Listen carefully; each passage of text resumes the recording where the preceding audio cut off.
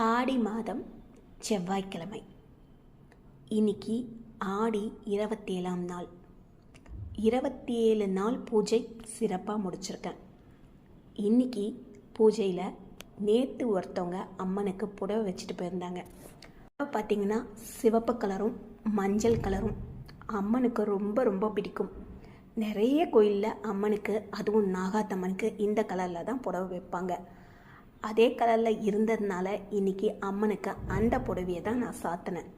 புடவை கட்டுறது கொஞ்சம் கஷ்டமாக இருந்தது. அதுக்கப்புறம் புடவையை 2ஆக மடித்து அதுக்கப்புறம் ஃப்ளீட் எடுத்து பின் பண்ணி அம்மனுக்கு முந்தியை சுற்றி போட்டு வச்சுருக்கேன். ரொம்ப பர்ஃபெக்டாக கட்ட முடிஞ்சதானா இல்லை, ஆனால் கட்டணும்னு ஆசைப்பட்டேன், கட்டிட்டு வந்துட்டேன். பாவாடை கட்டுற அம்மனுக்கு புடவையை முதலாக கட்டி பார்த்த ஒரு சந்தோஷம் கிடைச்சது. நேற்று அம்மனுக்கு மாலை ஒருத்தவங்க கட்டி வச்சுருந்தாங்க.